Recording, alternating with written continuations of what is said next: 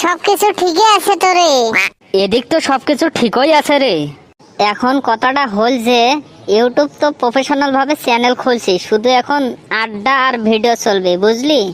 ধর শালি, তোর এই আড্ডা দেওয়া ভিডিও কে দেখবি রে?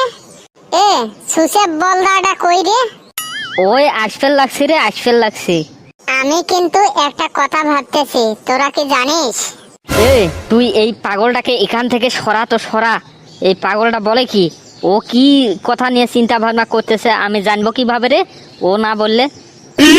এ আমি কি বলি আমার কথাটা তো আগে শুনবি রে শালা বলদ।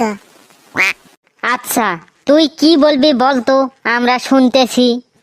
আমরা তো সব সময় এখানেই আড্ডা দেই, তো এইটা হচ্ছে একটা আড্ডাখানা। আমাদের এই আড্ডাখানার নামটা কি দেওয়া যায়, তোরা কি ভাবছিস? এইটা তুই আগে বলবি না রে পাগল। এ এটা কোনো আড্ডাখানা নয় রে, এটা একটা ক্লাব। আর এই ক্লাবটাতে সবাই যেহেতু বাক বাক ফসর ফসর ভসর ভসর করে কথা বলে, এই জন্য এই ক্লাবটার নাম দেওয়া হলো বাক বাক স্টুডিও। বুঝেছিস তোরা?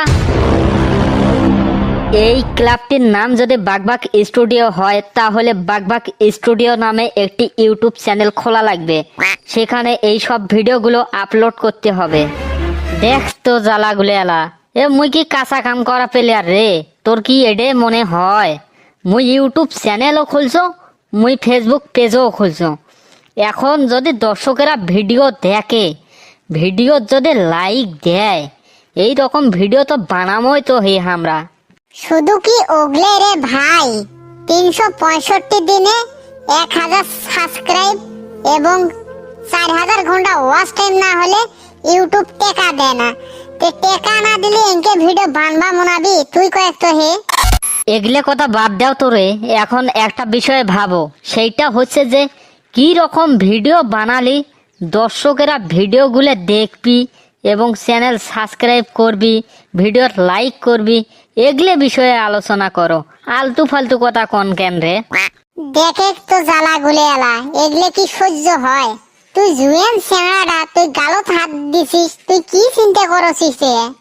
মুই কি আর এমনি এমনি গালত হাত দিয়ে চিন্তা করবে লাগছো রে ভাই? মুই এটাই চিন্তা করছো যে ইউটিউব থেকে কি মুই টাকা ইনকাম করি আনি পকেটত ঢুকতে পাম কি না, মুই এটাই চিন্তা করছো রে ভাই। এগলে কথা বাদ দাও, দর্শকের মন জয় করা ভিডিও বানাও।